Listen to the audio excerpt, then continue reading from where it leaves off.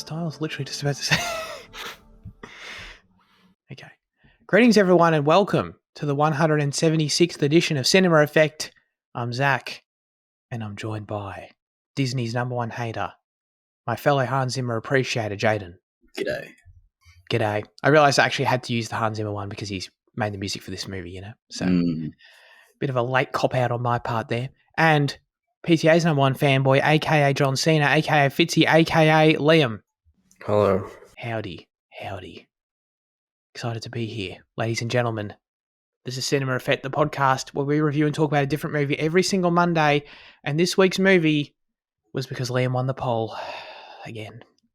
And it is The Prince of Egypt, which opened in the US on December 18th, 1998. It was directed by Brenda Chapman, Steve Hickner, and Simon Wells. Shout out to 3 directors. That might be a first for the show. I think, maybe. I've actually got no idea. Apart from Spider-Man. Wasn't it? Across the Yeah, that one. Yeah. That's a very good point. It is an animated adventure film, and the synopsis says, Egyptian Prince Moses learns of his identity as a Hebrew and his destiny to become the chosen deliverer of his people. All right, Jaden, I believe you've seen this movie before. Yeah. Has it been quite some time for you? Yeah, like 9 years.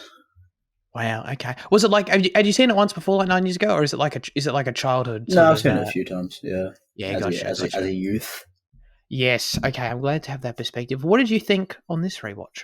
I've loved this film forever, and I still watching the start of it again this time. Like I still really did enjoy it, but this time around, it's a bit hard to watch it given current events, but also just a widening of knowledge and knowing the damage that has occurred and is still occurring because of this narrative. You know, it gave me a lot to think about, and it was hard to actually focus on the movie because I was just thinking about the implications of this story. I think it's still a fantastic achievement. I really do love the animation, and as a youth, I've loved this story so much. But you know, it's a bit difficult now. All right, we're going there. I respect it for sure. I'd never seen this movie, and I'm ignorant about all things historically, religious and all this sort of shit. I don't know anything about any of this shit. So, but from that perspective, first time viewing, I liked it. If anything, it was probably lacking a bit in personality and memorable characters for me. Like, it was a good movie and did some things quite well. Looks fantastic. No doubt. But I don't know. There are some things that was like lacking in some areas, especially compared to other films of its kind that I've seen and around its time and stuff. So if anything, maybe I was hoping for a little bit more. But no, it was pretty good. Fitzy, what about you? Yeah, I've pretty much seen like dribs and drabs of this. Probably, I think we watched it in like at some point in primary school in like prep year 1 or something. But I didn't really remember much of it, except like the obvious like outlines of the story, I guess. It was much more condensed than I thought it was. But apart from that, I think it was a very strong 2,000-year-old story that's very strong, and the animation was pretty great also. So yes, I enjoyed it. Did you finish Exodus when you were listening to the Bible? I read the prequel, I read Genesis. I didn't read. Not the prequel. Right, okay. The one that came before it, yeah. Right, okay. So you're not quite there yet. No. Gotcha. I did really like the start of this. So I do have like a bit of extra context, I guess. Gotcha. Do you still call it reading when you listen to it? I don't know. Well, I actually I actually found my school Bible. Oh yeah. Because I was looking everywhere for it. So I'll put the Bible on hold for now because it's a big project, you know. Oh, no doubt. Holy shit, dude. I literally, I don't know, again, don't know anything about any of these religions and what's different about their Bibles or whatever. I literally 15 minutes ago was just talking to some Jehovah's Witnesses people, and I was, because they were walking out on the street, and and thank God I didn't mention they were about to review this movie and my ignorance of all this stuff. They'd be absolutely disgusted at my knowledge, I think, of the Bible. I don't know what their religion's like, but I know that it involves the Bible in some form, right? So I don't know if it's like, do they believe in Moses and shit like this It's shit? Christianity. It is. Okay, Like, they are Christians. Like, they do believe in most of the same shit. It's just there's okay. slight differences between Like, them is and it Catholics and Orthodox and stuff. like different interpretations? Yeah, like one of the interpretations that they don't celebrate like birthdays and events and stuff like that. But they're a fan of Moses. Like they're like thumbs up on Moses. I think everyone's a fan of. I think like most Everyone, sex yeah. is a fan of Moses. Oh, And everyone like likes Moses. the early stories of Genesis and the early stories of the Old Testament are pretty much. Anyway, everyone loves those. You know, everyone can get behind those. The three All right. Abrahamic faiths are all the same, but they just place a different amount of emphasis on each prophet. Oh, okay, all right. Who are the prophets? It's like So- Abraham, Muhammad, Jesus, I guess. Yeah. Yeah. And Christians place the emphasis on Jesus, and Muslims put the emphasis on Muhammad, Oh yeah. and then Jews on probably Moses, I guess. Oh, okay. But So Moses is I also think a it's prophet. Okay. isn't the Islamic one that they don't see Jesus as the last prophet, right? That's what it is. Oh well, I don't know if there's disagreement, but Muhammad was like the last prophet. Yeah. Maybe there was a disagreement on that. Yeah. And the prophets are like, you know, the people that God spoke to, basically. Right. Got you. That makes sense. So was Moses a real person? I don't think so. I think it's based on someone who was exiled from Egypt, but it's not like Jesus, where I think most scholars agree that, you know, he was a real person, regardless of if he did magic or not. Yes. Okay, miracles. so it's not quite a Jesus scenario here. Hmm.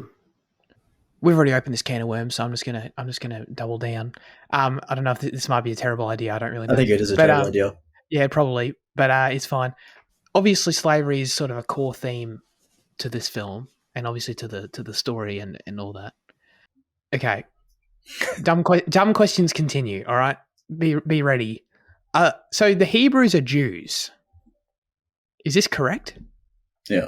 Is are they just Jews, or is there some sort of evolution that's taken place? Maybe a poor choice of words there, but No, you're pretty much right. Yeah. okay. So like okay. when they say like the tribe of Israel, Abraham's son was Isaac? No, Jacob? No. His son was Isaac, I think, and then Isaac's son was Jacob, who became known as Israel. And then basically all his descendants, they moved to Egypt and, you know, multiplied and stuff, and so all those people are just like descendants of Abraham, like who God spoke to, and that's why they're special, you know.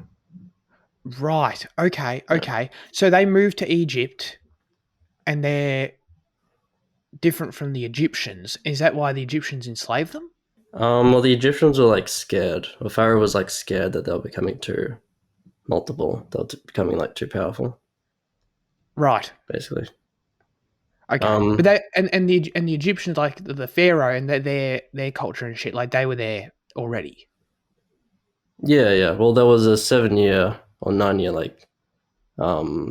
like drought, and because Joseph, who was a son of Israel, son of Jacob, he prophesied that there would be, you know, a drought, because he was given a vision by God. He helped the Pharaoh prepare food for like 9 years or whatever. So everyone came to Egypt because everywhere else there was like no food. Oh, okay. All right. Mm. But so this is based on the same thing that Ridley Scott's Exodus is. Have you guys I seen don't this know movie? about that. Have you Is guys it? seen that movie? No. Oh no, yeah. Like I mean, Gods and Kings or whatever. yeah, Exodus, Gods and Kings. Yeah, it's the same thing. It's like, you know, Christian Bale as Moses. He passed the sea and all this sort of shit. Oh yeah. Yes, it is. Holy shit, Joel Edgerton plays Ramses in that film? Fucking hell. Oh yeah, he sure does. Yes. Yeah, Ben Kingsley's in it, I think, as well. Yeah. Yeah, check it Oh, out. bro, Ben Mendelsohn?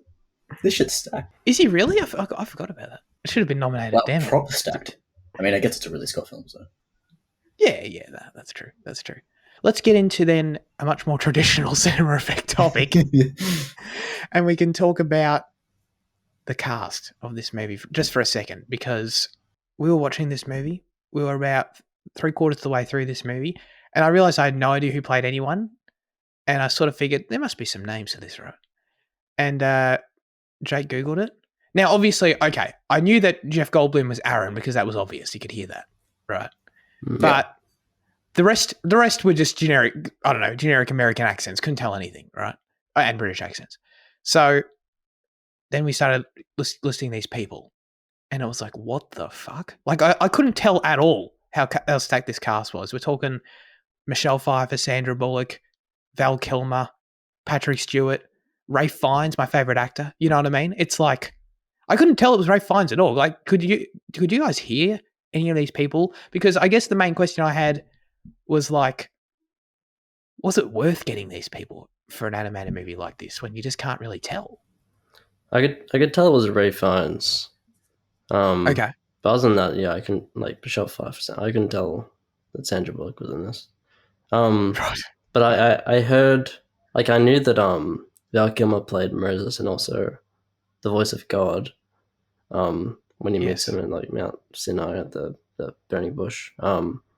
Yeah. So I noticed it in the voice of God, but not actually in Moses for some reason. Yeah. Yeah. I didn't hear Kilmer at all in Moses. You were the same, Jen? Yeah. No. I don't know. I guess at the time you slap him on the poster and that helps. Like, it's like a selling point, I guess, maybe.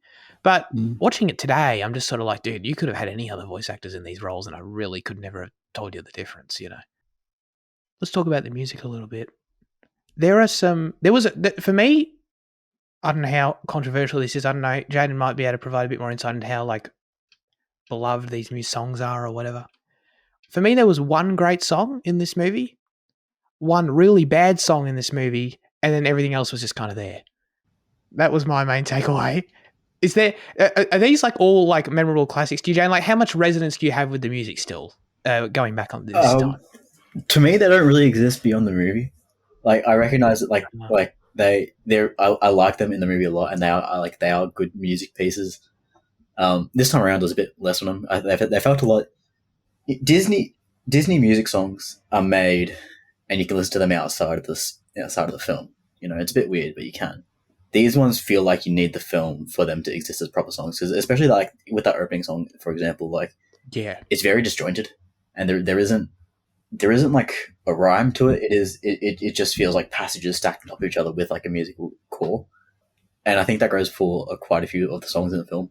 Like even like when Miriam is singing to the child, you know, they feel like they don't have like the traditional structure of a song that actually is like melodic. It just feels like things that they wrote down, and they're like, oh, we can make this into a song.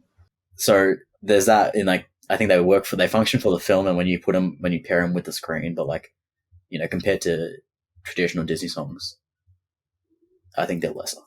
Yeah. Okay. No, I think you make a great point, and I agree with it. Okay, so for me, like, Deliver Us at the start was like great, really enjoyed it. But you make a great point. Like, it wasn't like, oh shit, I can't wait to let it up on Spotify, but it was like it just really worked with the visuals. Like, it was like seeing all the slaves going at it, you know, building, you know, all the ancient Egypt stuff. Like, that was pretty cool, and seeing the babies be taken, and it took you on this journey, you know, with baby Moses getting out, you know, into the river and all that kind of thing, and it was quite long. And yeah, no, I enjoyed it. But yeah, you're right, because it does have these little sections. You explained it musically much better than I could, but like, it does have these little sections where it sort of goes into like the kids singing, and then, you know, it does sort of feel a little bit all over the place sometimes. But when you're watching it with as you know, the opening prologue sort of plays out, and the animation strikes you right away as being really great. So with all that combined, I really did like that song for sure. What about you, Fitzy? Was that a standout for you, and how do you feel about the music in general? Yeah, no, I agree that the song doesn't have much like a great rhythm to it or anything. But I don't like remember the song as much. But the song the song later on was really great. You know the Thus saith the Lord or whatever. That one was my highlight. That one was the one that. Oh, really? Yeah. Where was that? It was the one that it was the one where all the plague song, when Oh yeah. gods bring down all the insects upon Egypt and stuff. And Yeah. is that the one that had the I believe that's the one where like what's the line? It's the one where it's like you get the visuals with the two brothers, right? And it's like one of them like let the people go, Oh yeah, I'll yeah, learn, yeah. let them go. It's that one, right? I Where they're think like so. conflicting. I Yeah, think I did yeah, think that was cool. yeah, okay. Yeah, if it's I'm pretty sure. Yeah, because then it has the visual right where it's like they're sort of cross-faded together, that Ramesses and Moses, and then they like face each other and they do all that cool stuff with the visuals, and it's like basically the push and pull of the two as they're being ripped apart, basically, sort of for the last time. Yeah, that was cool. That was cool. I like that. Yeah, I don't know. The rest were kind of fine. Like everything with bloody like I don't know. There was All I Ever Wanted. That was okay. That was an interesting choice that Oh Moses yeah. didn't actually like sing it in the film. You know what I mean? He was like thinking it, I guess. he never actually opens his mouth. Right. Oh yeah, I noticed that. Yeah. It was just Yeah, like it was like non-diegetic or whatever. Or diegetic. exactly, Non-diegetic. exactly. Whichever one. Wait, hang. Which one is it? It was non-diegetic, right? Yeah. Yeah, I think so. Yeah. I think so. Yeah, it wasn't in the film. That was an interesting choice considering all the rest usually are. Yeah, I don't know. Everything with like the I don't, God, who knows which one was she? His wife. She was Zipporah. Zipporah. That might be one of the worst names of all time. Oh, just Um, offended a lot of people. probably it's a terrible name, but she everything with her. Oh, okay, so that's Michelle Pfeiffer. Got it. Okay, yeah, everything with her. Like, there's the song with her and the whole sort of second act part with them. That was like that was fine. You know what I mean? That didn't really do much for me. I didn't really understand why Yeah. they got married at all in the first place. You know? Well, that's like an interesting thing about like how the film feels condensed or whatever in certain sections. Like it kind of mimics how the Bible just skips over like it'll be like the story will be paced fine and then it'll just skip over like a few generations or like 20 years or something, you know? Right. Like Right. Moses, I think Moses spends like 20 years in exile and it just all happens like very quickly, you know? Like the same things kind of happen. Like he defends the two daughters of the priest of Midian, it is in the Bible, and he marries Zipporah and stuff. But Right. it's very, it's just a summary. It's very quick. Yeah, it's the same thing with Okay. like it'll tell like short stories, but then it'll just go like down a generation of people like really quickly, you know. Yeah. Yeah. So I guess they That's were interesting. authentic to the pacing of the Right. Bible, I guess. Yeah. Right. Well, I was literally thinking like I would have really loved some more character development with this relationship here. But it's like, but Yeah. they're like they're adapting the Bible, and there literally is nothing in the Bible, I guess, about that. So No, there's I nothing. mean, yeah, Zipporah is not There's much not, of a developed character in the Bible, unfortunately. got it. So there's like nothing. Yeah. No, that's actually I can't really hold that against the filmmakers too much with how faithful they're trying to be. Faithful, yeah. But I guess with that, that sort of is my larger point. I guess is that maybe like I do really respect in terms of the story and the way they adapted it, not knowing the original story. Like I love like the message that comes up at the start of the film, talking about how they basically did their best to there's some creative liberties, but they did their best with what they thought was, a great sort of modern adaptation and how they wanted to share the values and the themes of the story. Like I think that's great. I think that's a great way to sort of, set the scene for that. But I guess just with that, maybe like I don't know, maybe at the time this would have offended more people. I don't know. But like, it was played a bit too straight for me, the whole thing. Like, it was just a little bit. Like, it was all, I needed a bit more of a Disney flair, in quotes, like a little bit more spice, a little bit more humor, just sort of make it All a right. vibe a bit more for me. Like, it almost felt like I wanted a bit more creative license, to be honest. Yeah, I get that. The funny thing is that like I was looking at a review for this film on Letterboxd and like that the film doesn't like try for humor that much. But like No. there's a moment in it where like Moses is in the desert and like the camel spits on him or whatever. It's just like a throwaway moment. And like someone was offended that they chose that to be a humorous moment. You know, when it seems like the perfect time to do it. So it's like Mm. maybe you know they played it straight for a reason. You know, there's the Yeah. it's a Yeah. very you know Delicate sacred subject. story. Yeah. Yeah. No, that's actually a good point. That's funny though, because it is like that exact thing is like what I wanted more of. You Right. know, Yeah. Yeah. it's like it's like the Timon. I needed this movie needed a Timon and Pumbaa for me. You know, where it was Mm. like Well, just to bring some energy to yeah. the story. I Yeah, guess they were the Egyptian dudes. they You were know. kind of boring though, to be honest. Mm. I But guess yeah, they sort of feel like they do fill that void a they little bit. made fun of they made fun of the Egyptian religion in that way, like Ra. I guess like how Oh yeah, they use the the red salts to like create a fake fake blood pool or whatever. oh yeah. Yeah, but they They shat all didn't do over the that. same for Moses' story. No, So that's actually a good point. Does that Egyptian religion still exist in some modern form? Because like that sounds offensive. mm, I don't know. Like the Eye of Horus is still a big symbol, and I don't really know about Egyptian religion, so it probably does still exist. You'd think so. But yeah, I did see the film was banned in Egypt, so that honestly might be Oh related to yeah, yeah. it. Um, They literally like the filmmakers literally were like, "Ra isn't real," but yeah, or whatever. yeah. I don't know what that god is, but that's literally what they just put in their film. The god that intervenes in this film. First of all, Mm. I've never seen God be this proactive ever. You know what I mean? It's Oh pretty yeah, sick. yeah. It's actually kind of cool. Like, wow, God, good for you doing some shit. You know, being this helpful out there. He wasn't being too subtle in this film. You No, know what I mean? well, it was pretty it was pretty accurate. Like God, like yells at Moses on the burning bush on the mount, like Mount Sinai or whatever it is.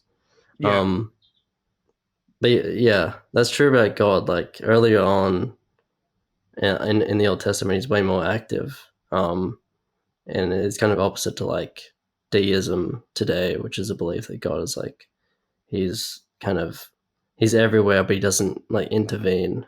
So yeah, that was fun, I guess. It was not subtle at all. Like he literally. I mean, so first of all, hang on. So God came in. He did some crazy shit in this. You know what I mean? Like, so he turned the Nile into blood. What's up with that? Mm. Like, is there no? In all seriousness, is there like? And then the other one that was sort of weird like that to me was like when he turned the staff into a snake. Like, is there? I understand this is just like I'm just interpreting the Bible at this point, but like, is there like meant to be significance to those specific acts because they seem very specific? You know what I mean? Like, why? Okay, you turned the river into blood. Like, what? The staff thing is like pretty similar, but I don't know Okay. what the symbology is. I mean, the snake, I guess you could relate to the snake of Eden or whatever. But there's nothing before it. I don't think with like a red sea or anything. So I don't know what it Yeah. indicates exactly. I guess everyone's still Mm. trying to figure that out. But the staff is like used to like intimidate the pharaoh, and it's turned into a snake and different things. Yeah. Okay. Okay. Oh, that's cool. That makes sense. I mean, in this movie, when God literally sended flames down from the sky and like drew like a squiggly line, you know, towards the end to like block off the Egyptian army, that was like Mm. crazy. Like I couldn't believe how proactive he was being at that point. You know what I mean? He's literally just like it's not even like he spoke to someone. You know, it's not even like he he gave people food. He literally just like shot down flames of lava like right Yeah. there at the line. It's like he's basically an active participant in this. Yeah, I mean, Moses has plot armor, God plot Oh armor, just no the doubt. same as, his descendants, Abraham and Isaac and Israel. They pretty much all just had plot armor because they were blessed by God. That's right. Yep. The Bible is full of plot armor. What a terrible story, you know. Um, just the absolute worst. Okay, but God did commit. This is another part of this movie I didn't get at all. So God committed genocide on these people. Like I watched that happen in this movie. He sent his bright light Not his down. first time. Not his first time. Not his first time. Not his first rodeo with No, genocide. yeah. Noah's Ark was a big one. Oh yeah, Sodom and yeah. Gomorrah killed a whole city. Oh wow. So Mm. what was the point of that exactly? You know, was he like But another notable thing was I felt is that he spared Ramesses in that as well. He killed the firstborn child of every family. That wasn't. Oh, yeah. Oh, okay, gotcha. Well, So that, he didn't just kill everyone. Was it the firstborn or was it the youngest? I don't think it was the firstborn, but it was kind of similar to what the Egyptians did to the Hebrews, where they killed, like when Moses was a baby, they were killing all the babies, all the male babies. Yeah. Yep. It's interesting seeing this benevolent, all-powerful God resort to violence to free his people, but that's condemned these days. That's strange. Interesting. Very No, particular. I was like unironically kind of shocked by it, to be honest. I was like, Bro, you went to a God, Catholic school for fucking 5 years. How did you not know that? dude, we didn't learn anything about this shit at all in high school. That's true. It was taken for granted as like knowledge you all knew. I guess I never learned this shit. I turned Year up in 7 year 8. must have been the big one for teaching like actual religion, because like that's where like I think most of this came from. Oh, really, dude? Yeah. I swear to God, I learned none of this shit. Bro, Know that's nothing fucking about it. nuts. Know nothing about it at all. No, I was genuinely, like, unironically kind of shocked by this. You know what I mean? Like, God's like typically kind of meant to be kind of a good dude, you know, in these kind of things. Not old Typically, God. not old In the God. revisions, he's more benevolent, but in Old Testament God, no. Well, I mean, clearly, I didn't know this. But like, he's out here killing people. But it's like the fact he's like portrayed as this bright light, you know, and That's he the speaks Holy to Spirit. Moses. That's the whole. But that's like, you know, that's basically him. That's isn't it? God.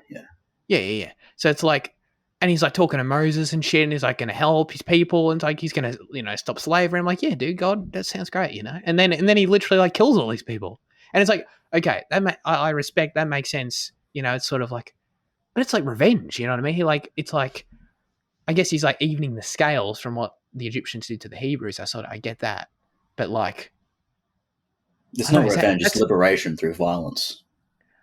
see what I mean? That's like some Sith stuff, you know what I mean? That's like dark side energy right there. I don't know. I don't like it.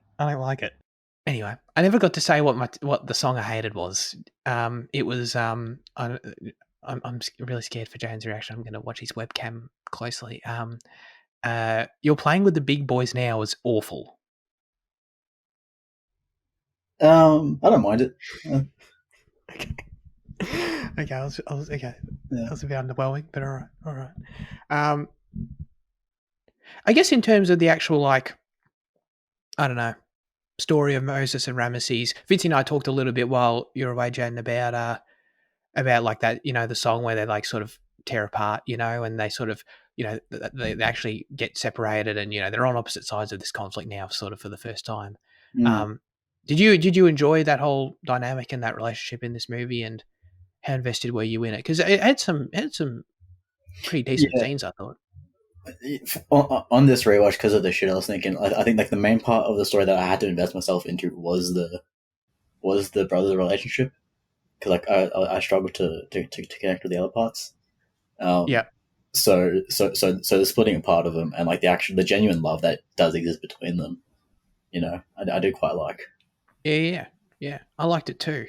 There are some, like, I really like the scene where, I don't know if Jaden's going to strongly disagree with this, I don't know, but I really like the scene actually where Moses, like, after he learns his true identity, he's really bothered. He's just walking out with Ramesses, you know, into the, I don't know, where everyone's working, and he's really bothered for the first time by the abusive slaves all around him, and he can't unhear it and he can't unsee it anymore.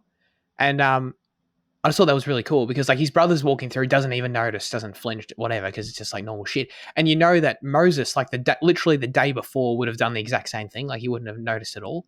So I did like that. It was a cool sort of portrayal of like his life and his perception of reality literally changing overnight, you know, because he literally didn't give a shit before. So I think I thought that was with kind of Liam a cool though, thing. in that like that feels too condensed. In that it's just one conversation with this random woman who claims some bullshit, and he's like, oh. I think you feel it the most where it just kind of feels like it's trying to rush past because of the short runtime. Yeah. Right. Okay. They didn't really bother me as much because hang on. So because he doesn't. It just believe feels like a massive revelation for the character that I just think is a bit hard to buy into in such a sudden turn. Right. Yeah. Oh, and especially the fact that like what triggered it was the fact that he remembered the song as like a kid. Yeah. That does seem like a bit of a stretch, I suppose. How did he know that wasn't like the number one song? For the month he was born in. And then everyone just Right, knows that song. right, right. I guess I was also kind of confused by the fact that like right in this sort of extended scene we're talking about, then he goes home and shit. Like, did he never notice the mural of the babies being killed, like in his own house? You know what I'm I talking about? don't know. Was that like in some dungeon or something? To me, it sort of just came across like it was in his living room. Yeah, Yeah. I think it's probably just like a rereading of it. Just a open mind perspective. I always thought the babies were having swimming lessons. Mm. Yeah, I suppose. That was kind of funny though. We've I already can't talked believe a that little bit. Miriam survived so long, given how much she speaks out. Like that's the I call bullshit on that. She should have died like fucking 40 years ago, Oh or yeah, however old she is. oh yeah, yeah. No, that's a good point. Even within the context of the film, like the film's pretty violent, which I liked. I mean, what I was sort of talking about earlier a little bit, where like I do wish they toned down on the exact adaptation stuff. I actually do respect it in terms of just the violence. Like they don't cut away from people being whipped and shit. You know what I mean? All the lashes and stuff. That's pretty gross. So like in what is ostensibly an animated kids movie, I thought that was they didn't really shy away from some of that stuff, which was good. Does watching this make you miss 2D animation still being made? Yes, Mm. definitely. Yeah. Great point. Because it looks fantastic. Yeah. It really does. It really does. I mean, I guess this must have been like. So I was looking at DreamWorks's filmography for the question of the week later, and like so, Ants came out before this movie. Isn't that weird? And that's obviously a CG film. Really? Yeah, it came out 3 months before this movie, 2 months before this movie. Huh. Bro, that movie just says 2005 to me. I just that movie just has 2005 written all over it. Like Ants, Yeah. but that movie came out in 1998. I know, but like to me, I don't know. I just thought it just came out smack dab right there in the middle, like.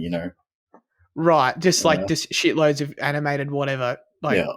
films that like we've all seen because we're in the right generation for it. Yeah. Yeah, I get what you mean.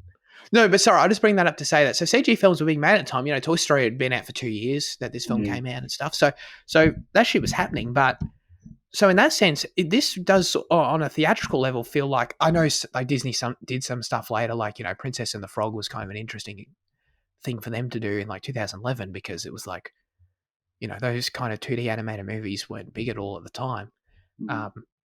But anyway, basically, this was like the pinnacle of theatrical 2D animation, basically at the time, because then it started to fade. It started to transition away from it. This was a huge production at the time. This was it was like the highest budget for a 2D animated film ever at the time. Which you can see on screen. So yeah, it's kind of crazy. This is sort of as good as it got, I guess. And I imagine if they were to do something today, it would look even better. Did you see that? But yeah, it looks great. That new Disney film. Wish. Yeah, that was meant to be 2D animation as like a celebration of like the 100th anniversary or whatever of Disney, or like whatever like the thing is. But then the animators were like, "Oh, we don't really see the value in 2D, and we think 3D can get more out of it." But then like, it's like you don't really. I don't think they really understand like and appreciate 2D. I mean, like it's obviously weird to say that because like they're animators and I'm sure they really do appreciate 2D, but like the fact that they can't see its value in this application is strange to me because I feel like a 2D animation from Disney now would be fucking spectacular. Oh, absolutely. Absolutely. Yeah, The Princess and the Frog always strikes me as such a unique. I mean, I don't remember the movie Was itself. that really but, like, 2011? I thought that was a bit earlier as well. 2010 maybe. It was an interesting time for it. Like it was alone in the pack for Was sure. 10 Like good before that then? I think so. Like 2D was alone. Like it was alone. Yeah. There was 3D. 2D was done at the time. So and then it came out. So that was interesting. I'm looking at Wish right now and I see exactly what you mean. It's 3D, but you can tell like at some point or like the 2D sort of in the artistic direction somewhere. It looks a bit weird. I don't know. Maybe I'll still like it, but yeah, you can sort of almost see that it was meant to be 2D at some point. That's interesting. Speaking of 2D animation and how cool it is, the 4-minute parting of the Red Sea sequence took 10 animators 2 years to complete. Huge shout out to that. Did you guys enjoy that scene, by the way, the parting of the sea? I thought like visually. I mean, by the way, the 2 years thing is crazy. Like the part that almost shocks me more is the fact that it was only 10 animators. You just imagine like these 10 dudes hanging, in their office, and that's like this is all they're doing for 2 years, this sequence. And keeping that in mind, I thought they did a great job considering like I loved like the illumination of like the big fish and stuff, that shot they do. I thought it was pretty. So yeah, no, shout out to them. They did a great job, I think. Yeah, I didn't know what it would look like. It could have just been the fact that the water like shot up and like in an invisible wall was like kind of what gave it its like visual beauty, I guess. It could have just been like a straightforward path or something, but they really interpreted it to be like this massive thing, which is cool. Yeah, absolutely. That's a great point. Like the verticality of it, it's like the entire depth of the ocean is still there. Yeah, that's a great point. Another scene I thought that was really well animated was actually the starting race sequence. Like it felt really kinetic. Just really great. But some trivia. During the starting race sequence, the statue's falling nose is a playful nod to an archaeological mystery of ancient Egypt. The Sphinx's nose, as well, is missing, and no one knows what happened to it. Wow. I didn't know that. So the Sphinx is like, so obviously I understand the Sphinx doesn't have a nose, but like The people Sphinx presume that. Does it really? Yeah. Oh shit! I should pay attention to that. But do people presume that the real Sphinx had a nose at some point? Like it wasn't just an artistic choice; it didn't have a nose. Yeah, I'm pretty sure. It's like the way that it is sculpted is like it looks like it's been fragmented and fallen off, something like that. That's so weird. Okay. It's not like a smooth Voldemort type thing.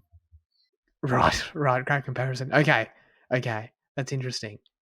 To me, when that nose came off, all the destruction that the two brothers caused at that opening sequence and stuff, all the damage they did, I was just like, dude, for that time, like they just caused like 80 years worth of damage. You know what I mean? Like 80 years of work for these slaves. Everything takes so long and they have to do all this shit by hand. And they're just like, oh, the nose is gone. Oh, no. That's like 2 generations of people right there that just worked on that. You know what I mean? That sucks for them. But, yeah, I guess the only other thing I have to say about the animation is probably just the scale. I love ancient Egypt, like the look of it and the vibe of it in general. And, like, the scale of it. And I love, like, the vistas that they, like, some of the background paintings that they do in this movie and, like the large buildings that you see, like there's some of those early shots when they're in Pharaoh's throne room, and you get like the the background where you see like the lake there, and then the pyramids, and then the really tall buildings. I just think it's all really pretty, and it's like I just love the setting. I love the setting as well. So it's like they like change the aspect ratio, like 2 seconds. What do you mean? The change the aspect ratio. It's black bars. Did they? And also sure? What you were saying, what you were saying earlier, with like how one brother like just walked past the slaves and stuff and has a different vision. They did the same thing, where like for a second they like he looked out on Egypt and saw something different, and they had like that same like vista, like still painting thing going on. It was like very brief, but they included it just to show his like his perspective on like what he wants to build, a great Egypt. Oh, so it was from Ramesses' perspective. Yeah, this was like later on when they're like talking in the back room or whatever. Oh yeah. I know the scene you're talking about. I don't remember that explicitly, but that does sound really cool. I was probably just taken aback by the view, to be honest. I was probably just like, oh wow, that looks great. Hang on, so what do you mean by the aspect ratio? Did the aspect ratio actually change, or are you just talking about like, because I know the vista sort of is a smaller plane that existed within the shot. Yeah, well, it was still black bars. I was wondering if it was like an actual aspect ratio, if it could be classified as an aspect ratio change. But I mean, they added black bars, and it was like a wide shot, so I guess so. In the throne room? Yeah. I think what you're talking about is something that you can only do in 2D animation. And something that I actually really love about, like, probably like my favorite shot in the film is that you can cut a section of a building in 2D animation and then show, like, forward. You can't do that in 3D, Wait, sorry, what do you mean? Like, I think he's like they cut a section of the building in the throne room where when the Pharaoh's scolding fucking Ramses and Moses. I think that's what you're talking about, right? And it gives the effect of black bars, but it's just like the building section. Yeah, it yes, gives the yes. idea Yeah. of it. Yeah. Yeah, but the shot is still complete, right? But it's just because of the section cut, it looks like there's black bars. yeah. But it's like an artistic thing. It's not like an Yeah. actual aspect ratio change, Yeah. right? I think that's what you're talking about, right? That's what I thought. That's what I was trying to say. Right. Well, yeah, I was debating whether or not it could be considered like as part of the, a full frame shot that's just like the black is a part of the movie, I guess. Yeah. I love that shot so much, and probably like my favorite one of the movie this time around, to be honest. Yeah, absolutely. But can you not? So I guess my only hang up is that I thought that like Fizzy, you're saying like that they were actually just black bars. Like I thought it was like it sort of just got dark a bit, but you could still like see that there's still floor there and stuff. No, I'm looking at it now. It's just black for me. Okay. It's just it's Show us the screen. No, it's legit just black bars.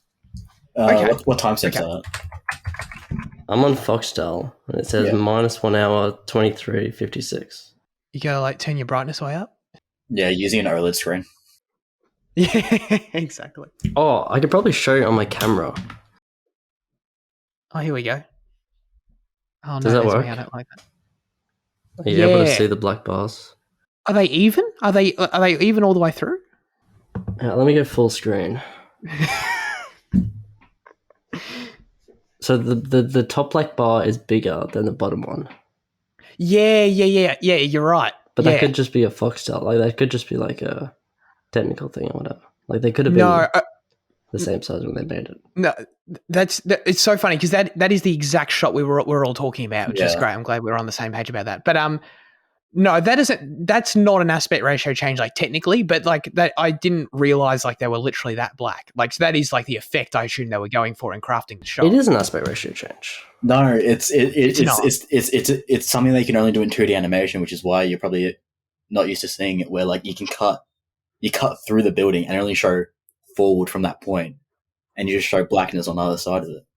It's not an aspect ratio change, trust me. It's if the bars are different on either side, bottom and top, then it's not an aspect ratio change because they haven't technically changed the dimensions of the frame. It is just a shot where they've crafted it to be like the black shows because it's like the outline of the building. But I do presume it's meant to feel like an aspect ratio change in terms of like the cinematic. Yeah, it's meant to resemble, we'll say, an aspect ratio change. That's the intended purpose. Yes. Jan still isn't. No, I agree. I agree with that part. I do. It's supposed to look like a cinematic in the fucking game. Technically, it's not an aspect ratio change. Yeah. That's all I'm saying. I presume it's a product of its time, the 2D animated aspect, and I presume just the way these productions worked at the time, which I thought was really interesting. And I probably have seen films like it before where I just didn't notice. But I did take note this time that the credits were interesting because like the entire credits are broken down by sequence. As the credits go, it's like it lists every sequence in the movie and then below it who worked on it, as opposed to like just an overall like, all the different people into different departments. It was just structured. The credits were just done differently. And then I thought that was really interesting because it just made me think it's the same thing that I brought up with the trivia with the Red Sea sequence of how like you can imagine as opposed to like now I know a little bit how Pixar works. I've seen some stuff like, you get animators that work on like literally like one animator, their full-time job is to work on like 50 seconds of an entire movie, like for years, for like 2 or 3 years, you know what I mean? And it's just an interesting comparison to like think to at this time, you imagine wherever the production offices was that you had these different teams of people, as is literally broken down in the credits, in these different offices, like crafting each sequence, like, maybe, I don't know, 5 to 15 people or whatever it was. I assume the Red Sea was probably on the higher end. It was just an interesting insight. I don't think these films are made like that anymore. I've never seen credits like them, so I thought it was cool. How do you maintain a consistent visual style in 2D animation when you're working with a massive team of animators, designers, drawers? Because I imagine today you have people that design the model and then you just send it off to the animators and then they rig it and then they frame it and then they do all that shit and then you send it to another person to do. all the post and all the other shit.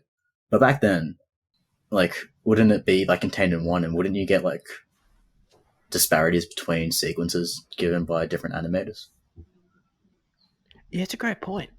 When they're all hand drawn, I imagine Across the Spider-Verse is like an interesting comparison because I don't know like what the deal there would be, but I imagine it's why the film might have 3 directors.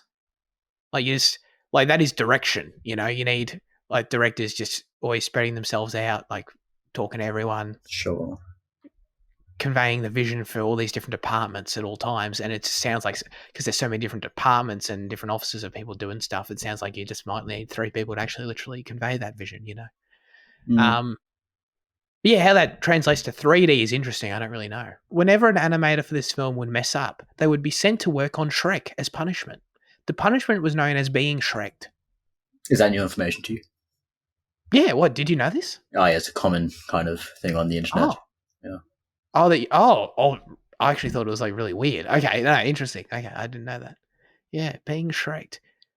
I mean, to be fair, if I were like drawing some beautiful art for this film and then I got sent to like keyframe that stupid what's his face? Gingerbread man in Shrek as punishment, that would suck, you know.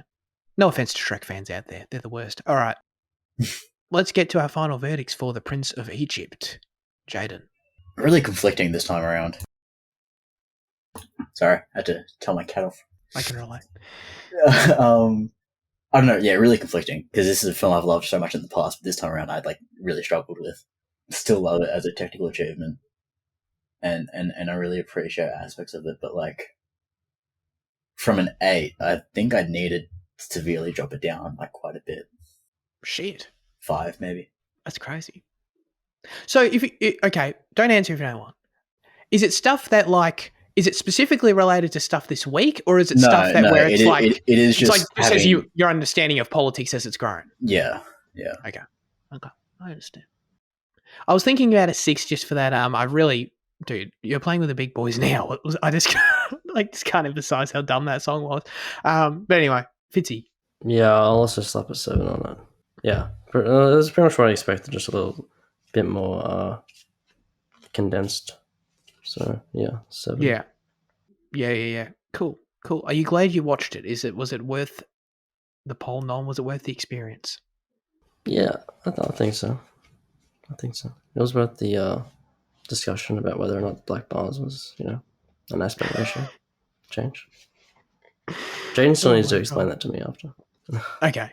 Yeah. We'll get to that. Have you ever thought about starting your own podcast? Let me tell you, if we can do it, anyone can. And that's thanks to Zencaster. Like a lot of other podcasts out there, our show is recorded over the web every week. But trying to record a podcast with platforms like Zoom and Discord can be an audio quality disaster. I'm sure you've heard some of the podcasts I'm talking about with long delays, sound cutting in and out. It is not pleasant. Zencaster captures studio quality sound for all of your guests right from your web browser. Zencaster's multi-layered backups ensure you always have your recordings in the highest quality, even if the connection is unstable. And with Zencaster's all-in-one platform, you can create and distribute your podcast to Spotify, Apple, and other major destinations all in one place. Go to Zencaster.com/pricing and use our code CinemaEffect to get 30% off your first month of any paid plan. That's Zencaster.com/pricing with promo code CinemaEffect with an E for 30% off today. Feel a sense of Zen with Zencaster.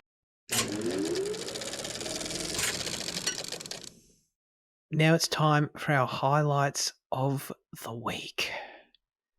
Jaden, what have you been watching? I watched Batman: The Doom That Came to Gotham, which is a brand new DC animated film. Brand new, nice. I don't know if it's brand new, but it came out this year, 2023. It's really cool in that it's a reinterpretation of Batman with a Lovecraftian twist on the villains, and it's set in like the 1930s.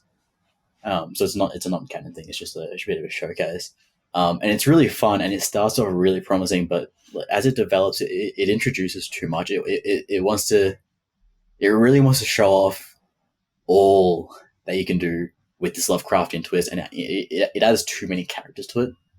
Because you start off by having the Penguin, and then this Cthulhu type of like vision monster.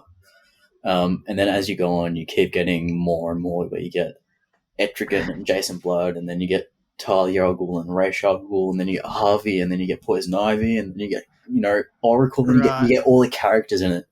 And I understand why you want to do that as this is your one-off chance to highlight these characters in this way, and it is great, but it does become a bit much. But the story is pretty fun. The reinterpretation is really fun. But yeah, I think it ultimately suffers in trying to do too much. And is it like an hour and 20 minutes long? Yeah, about that. Yeah. Right. Yeah.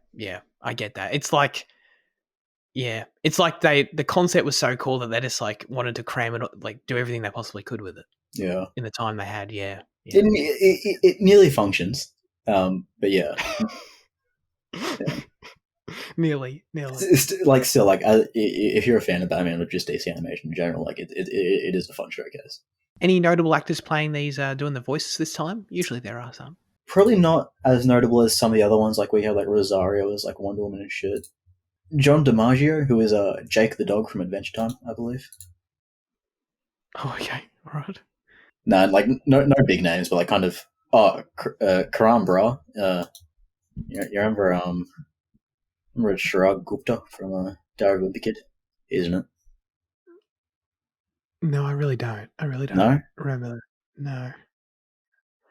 Okay, that cast sounds quite disappointing, actually, to be honest.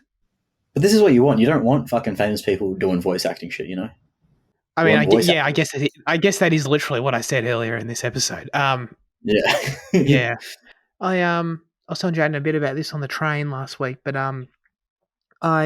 we finished The Boys this week. Finally, how long has that season been out? Like a year and a half or whatever.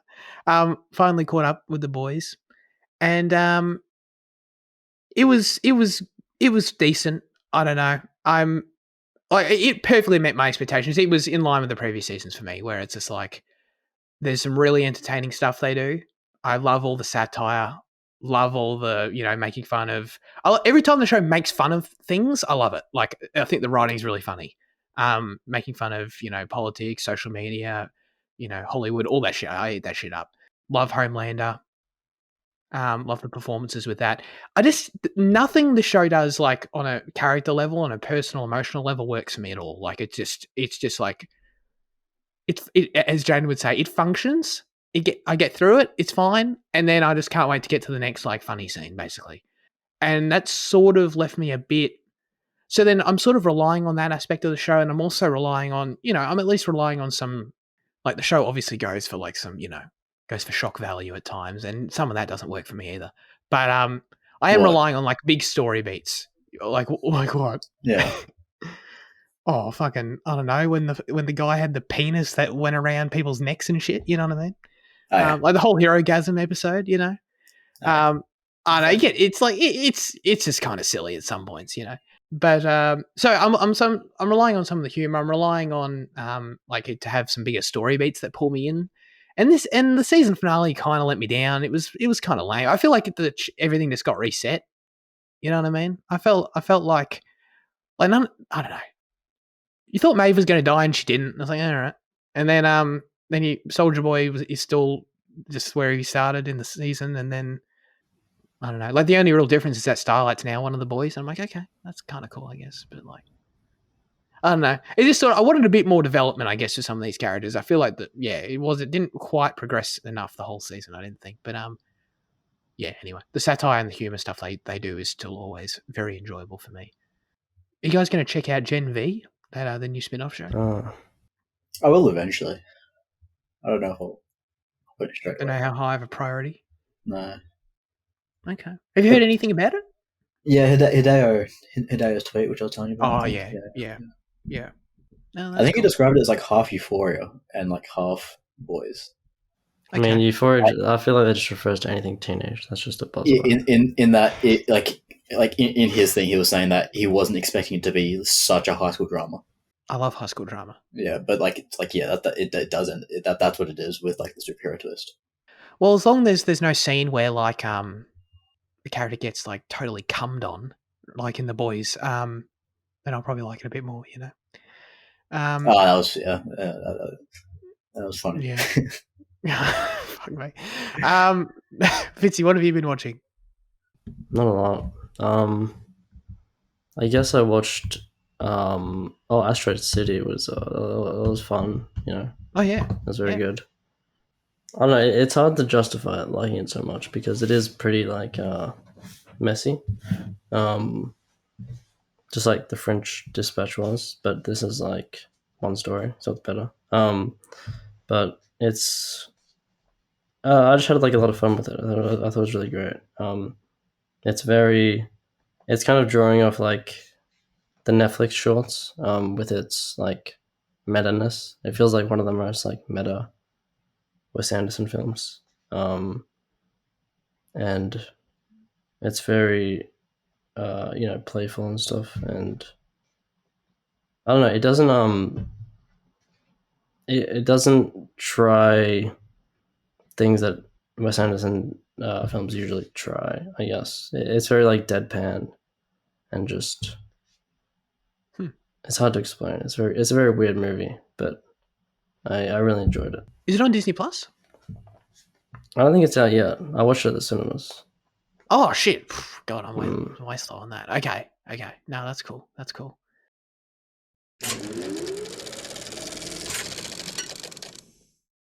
Now comes the segment where we hand the show over to you with our question of the show. Last week we asked you, what is your favorite DreamWorks animation movie? The Discord was a bit of a mess this week. Yeah, because you're But attacking our ears. yeah, I was. Yeah, I am to blame. I don't want to leave that part out. Now, where's Andy's answer? I guess Shrek 2 is my favorite animation from DreamWorks at the moment. Yeah, because he posted all the DreamWorks films he's seen. And he's seen 2 Shreks and the Kung Fu Panda trilogy. That's great. And he was too busy watching Infernal Affairs like 5 times to watch all these animated movies, you know. Same with Yeah, Pixar. those lists are looking pretty, pretty Pretty dry. dire, pretty. Exactly, they really are. Meanwhile, yeah, I've seen every Pixar movie except Elemental, and they're like, meanwhile, Andy's got like, I don't know, some basic bitch Pixar shit and Luca. Not even You know what I Monsters mean? Inc. That's crazy. Not even Monsters Inc. Or the Incredibles Outrageous. is the big one for you. Oh, absolutely. Yeah. I ranted about that already.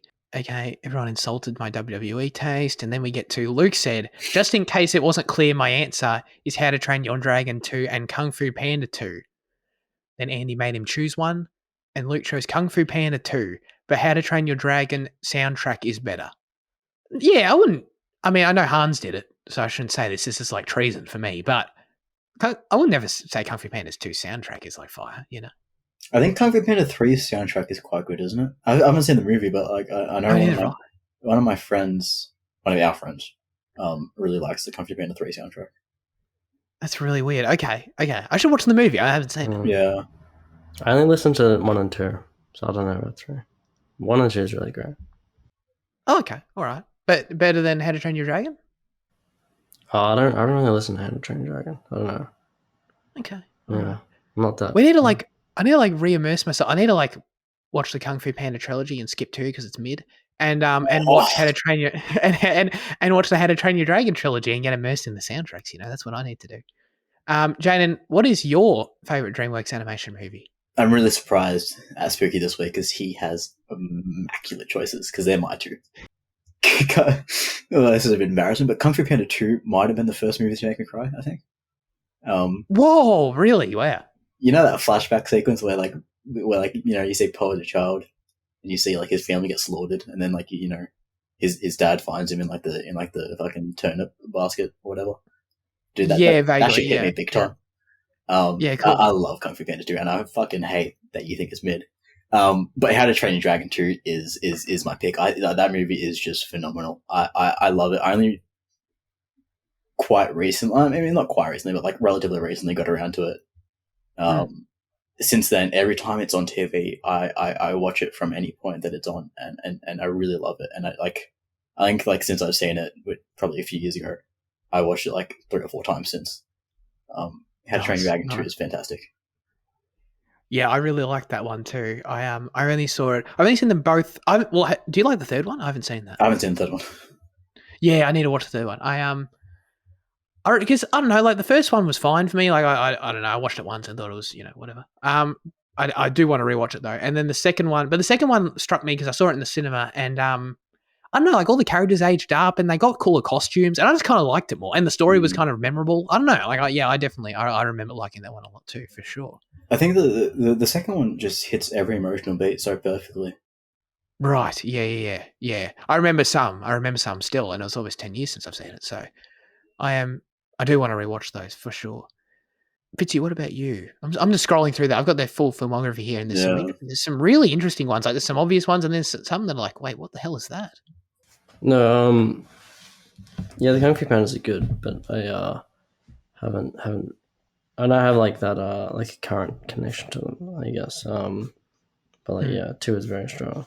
But I have to go with the objective lead character answer, Zach, which is Puss in Boots: Last Wish. I mean, come on, what an amazing movie! Uses the the fairy tale tropes to perfection. Great arc with Puss in Boots, who finally has a bit of stakes. Yeah, he's losing his 9 lives. The wolf, whatever his name, Death, is an amazing character. He's got a scary whistle. He's a bowler. Okay, yeah, it's fucking just a great movie. I don't know. Yeah, no, that's good. That's great. It was a good movie. Yeah, fantastic. No, yeah, it was. No, I strongly agree. It was good. Yeah, it was awesome. Dude, have you guys heard of The Road to El Dorado? Like, what is that? Yeah, it's a great movie. Never heard of it. What about Sinbad, The Legends of the Seven Seas? I saw that. Yeah. Really? I didn't know that was DreamWorks. I feel like I'm out of tune. I've literally never heard of either of those movies in my life. Yeah, there are some interesting ones, like Flushed Away. I remember that movie. Flushed Away? No one talks about that movie, but like I remember. No. Hugh Jackman was talking about that on I think it's Graham Norton, and like his daughter was asking him like why don't you make more movies like Flushed Away? And there's like, because that movie lost a lot of fucking money. I think bombed hard. That is forgotten. Studio. That is forgotten. That movie, Over the Hedge, I feel like is sort of in the same bucket in my opinion. Yeah, Over the Hedge. I've watched that movie so many times. So many times. Didn't they get a sequel? But it's not here on my list here. I don't think there's a sequel. Nah. Oh yeah, no, it was okay. It says here, Over the Hedge 2 was permanently cancelled. Wow, there you go. But like I was talking to Liam about this. Like last week, I was saying I think I prefer DreamWorks over Pixar, and like I was weighing it up this week with like looking at both of them, and obviously they both have fucking bangers in it. But then I think in DreamWorks filmography, I think it's honestly probably equal in that like there's probably like 8 or 9 movies that really mean something to me. But I think DreamWorks has more fun on the ones that don't mean something to me than like the Pixar ones that don't mean something to me, So I think that's why like DreamWorks edges out a bit. Oh, okay. That's absolutely whack, by the way. But like, dude, okay. Like, look, pushing Boots to the Last Wish aside, like their recent efforts are just like, what the hell are these movies? You know what I mean? Like, friggin' The Boss Baby, Family Business. Well, yeah, all these troll sequels. That's something like childhood. Does anyone like The Croods? I like The Croods, the first one. Do you? Yeah, good. It's good. And you've seen the sequel? Have I seen the sequel? I don't know. Oh, dude, Madagascar, Monsters vs. Aliens, Megamind, Rabbit. Jesus Christ.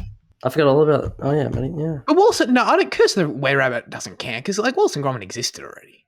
Yeah, but still, it's if you click on the DreamWorks Animation. Yeah, I am looking at it. It does appear there, Zach. So I know. Bad Guys did alright, didn't it? Like for their recent effort. Yeah. Did it? Never heard anything about it. It's got a 3.4 on Letterboxd. Oh, okay, all right. That's not terrible. Yeah, I've got no idea about that one, to be honest. I don't know. I feel like, to me, like Pixar still makes great shit, and like I don't know. I've never. Yeah, I think that was a difference because like I saw Soul and I was like, well, shit, Soul's fucking right. Yeah, exactly, 100%. No, for me, you mentioned one of my favorite. My favorite is probably Madagascar. I don't know. That's the one that's connected with me the most. I've probably seen that movie like 20 times.